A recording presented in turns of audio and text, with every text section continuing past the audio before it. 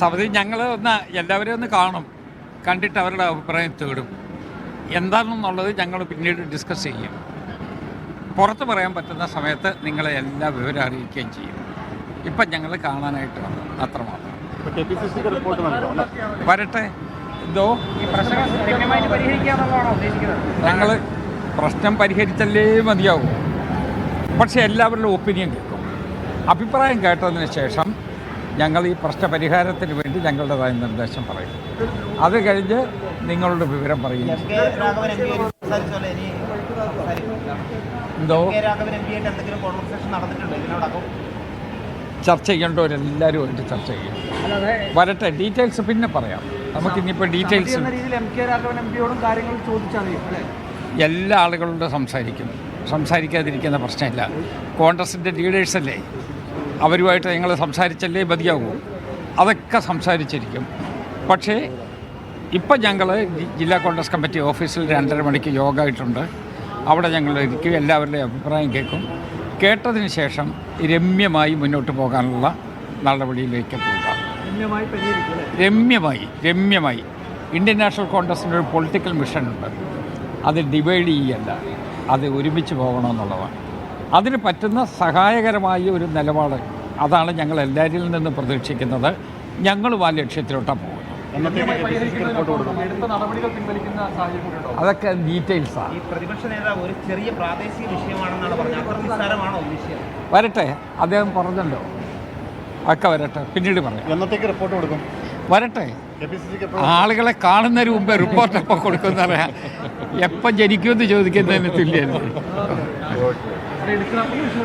എന്തായാലും ഓക്കെ, തിരുവഞ്ചൂർ രാധാകൃഷ്ണനാണ് മാധ്യമങ്ങളെ കണ്ടത്. അദ്ദേഹം പറഞ്ഞത് പ്രശ്നങ്ങളൊക്കെ രമ്യമായി പരിഹരിക്കും, കേൾക്കാനുള്ള ആളുകളെ മുഴുവൻ കേൾക്കും, അവർക്ക് പറയാനുള്ള കാര്യങ്ങളൊക്കെ വളരെ വിശദമായി തന്നെ കേൾക്കും. അത് അവസാനം MK രാഘവൻ MP പറയാനുള്ള കാര്യങ്ങൾ കൂടി കേൾക്കും. അതുകൂടി കേട്ടതിന് ശേഷമായിരിക്കും KPCCക്ക് ഒരു റിപ്പോർട്ട് സമർപ്പിക്കുക. റിപ്പോർട്ട് കോളേജിലേക്കാണോ പോകുന്നത്?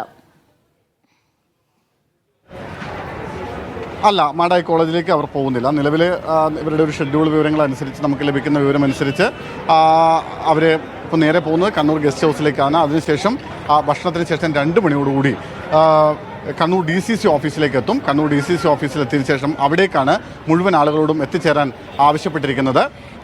ആദ്യം വിമത വിഭാഗം നേതാക്കളെയാണ് കാണുക. KPCC അടക്കമുള്ള ആളുകളോട് 2 മണിക്ക് അവിടെ എത്തിച്ചേരാൻ ആവശ്യപ്പെട്ടിട്ടുണ്ട്.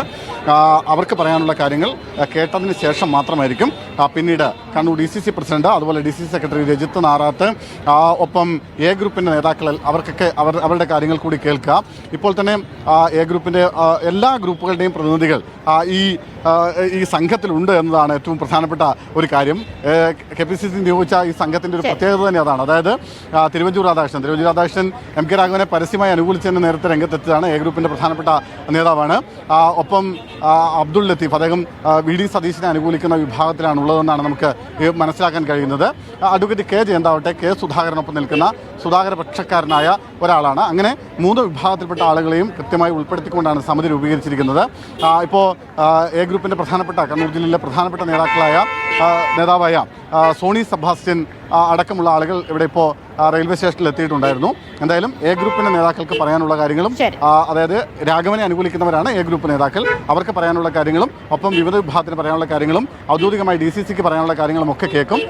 ഏറ്റവും ഒടുവിൽ MK രാഘവനെ കൂടി കേട്ട ശേഷമായിരിക്കും പ്രശ്നപരിഹാരത്തിനുള്ള ഒരു ഫോർമുല KPCCക്ക് മുന്നിൽ സമർപ്പിക്കും. മാടായി കോളേജിലെ നിയമന വിവാദത്തിലാണ് KPCC നിയോഗിച്ച 3 അംഗ സമിതി ഇപ്പോൾ കണ്ണൂരിലെത്തിയിരിക്കുന്നത്. ഇരുവിഭാഗങ്ങളിൽ നിന്നുമുള്ള മൊഴിയെടുപ്പ് ഇന്നുണ്ടാകും. പ്രശ്നം രമ്യമായി പരിഹരിക്കാനുള്ള ശ്രമങ്ങൾ തന്നെയാണ് തങ്ങളുടെ ഭാഗത്തുനിന്നുണ്ടാവുക എന്നാണ് തിരുവഞ്ചൂർ രാധാകൃഷ്ണൻ പ്രതികരിച്ചത്. സുനിൽ ഐസക്കാണ് വിവരങ്ങൾ നൽകിയത്.